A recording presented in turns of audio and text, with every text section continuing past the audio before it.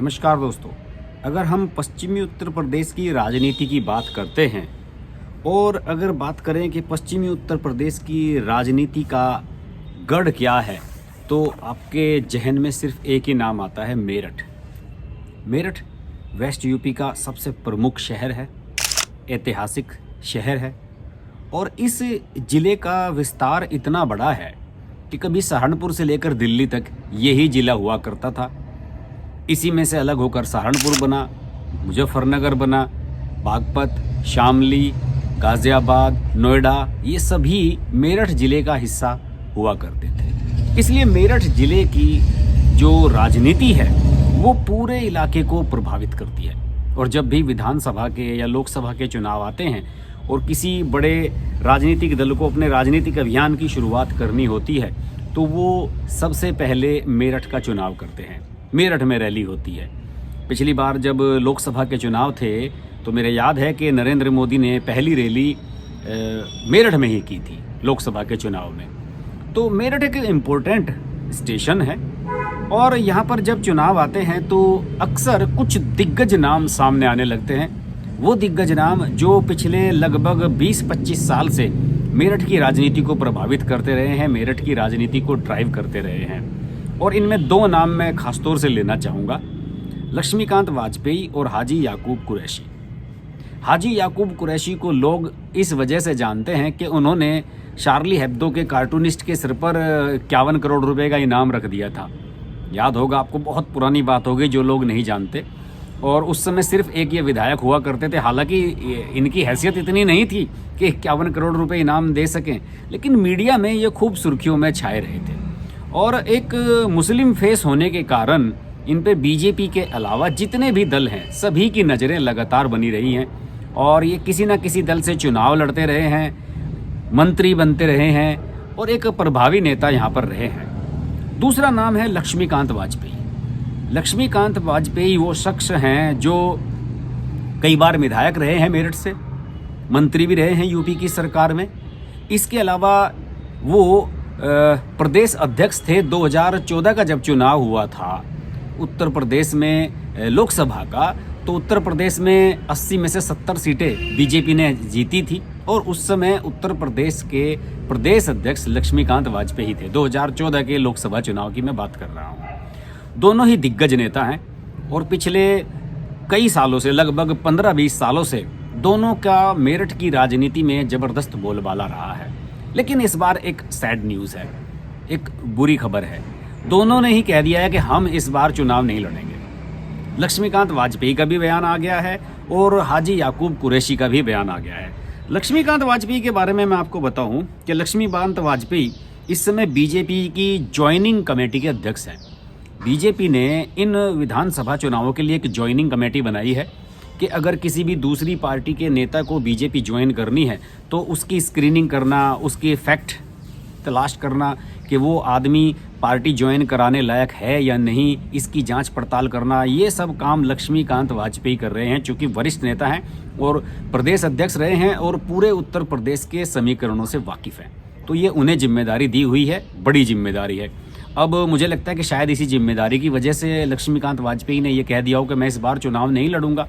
लेकिन हकीकत बात यह है कि जब से नया परिसीमन हुआ है 2009 के बाद से, उसके बाद से जो मेरठ की जिस सीट से वो चुनाव लड़ते रहे हैं, जैसे कि वो मेरठ दक्षिण विधानसभा सीट से अगर वो चुनाव लड़ते हैं तो यहाँ के जो चुनावी समीकरण हैं, मेरठ शहरी सीट से जो चुनाव लड़ते हैं, वो मेरठ शहरी सीट के जो चुनावी समीकरण हैं वो बदल गए हैं। ये एक मुस्लिम बहुल सीट बन गई है और इसमें अगर आपके सामने 2 या 3 मुस्लिम कैंडिडेट नहीं हैं तो आपका जीतना मुश्किल है।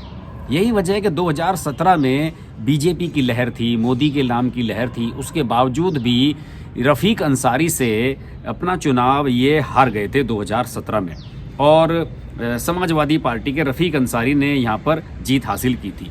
तो उसके बाद से मुझे लगता है कि लक्ष्मीकांत वाजपेयी को ये लगने लगा है कि शायद अब उनके लिए मेरठ शहर सीट से जीत पाना आसान नहीं रहा है और फिर अगर इस बार अगर वो जीत गए होते 2017 में तो निश्चित रूप से मंत्री बने होते।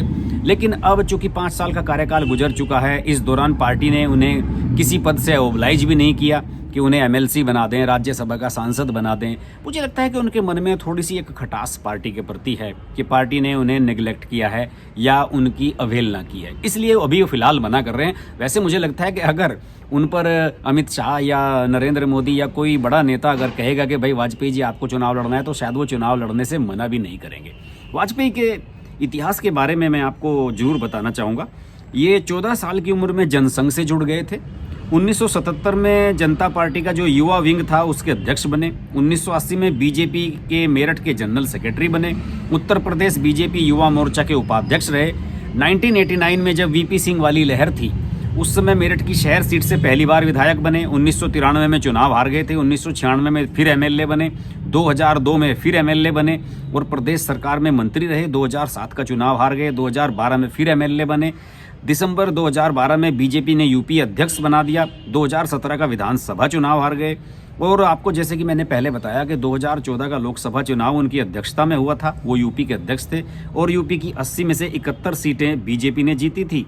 और उनके स्थान पर बाद में केशव प्रसाद मौर्य को बना दिया गया था पार्टी का प्रदेश अध्यक्ष। तो अब लक्ष्मीकांत वाजपेयी को मुझे लग रहा है कि वो चूंकि पार्टी में लंबे समय से हाशिए पर चल रहे हैं, इसलिए उन्होंने सोचा है कि इस बार ये कह ही देता हूँ अपने मुंह से कि भाई मैं चुनाव नहीं लड़ूंगा। वैसे अगर पार्टी हाईकमान कहेगी तो लड़ भी लेंगे, ये बात उन्होंने खुद अपने मुँह से कही है। लेकिन फिलहाल उनकी जो स्थिति है वो ऐसी लग रही है कि शायद इस बार वो चुनाव लड़ने के मूड में नहीं है। हाजी याकूब कुरैशी की तरफ बढ़ता हूँ। हाजी याकूब कुरैशी उनका भी कहना है कि वो अब मेरठ दक्षिण सीट है जो उससे सीट इस बार वो चुनाव नहीं लड़ेंगे, बल्कि मेरठ दक्षिण सीट से अपने बेटे इमरान कुरैशी को चुनाव लड़वाएंगे।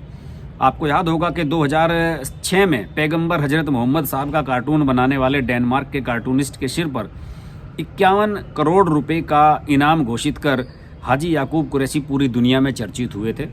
और 2002 में वे खरखोदा सीट है जो वहाँ से बसपा के टिकट पर विधायक बने थे।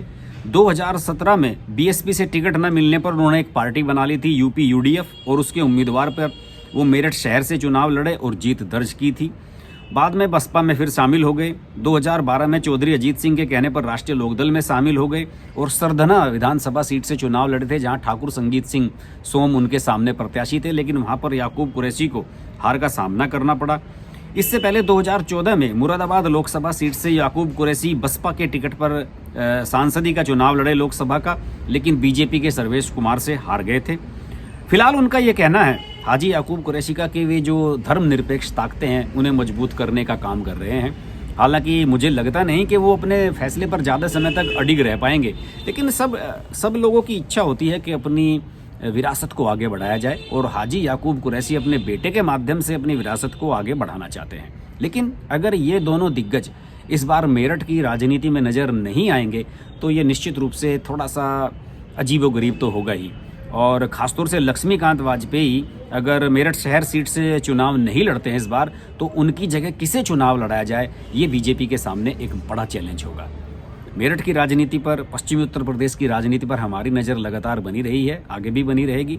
अगर आपको मेरे वीडियोज़ अच्छे लगते हैं तो मेरे चैनल को सब्सक्राइब कर लें, क्योंकि चुनावी वीडियो सबसे ज़्यादा इसी चैनल पर आ रहे हैं और इस पर अब हम लाइव भी आने लगे हैं। अगर आप सब्सक्राइब कर रहे हैं तो नोटिफिकेशन के लिए बेल आइकन प्रेस करना ना भूलें और देखते रहें हर्ष कुमार। नमस्कार।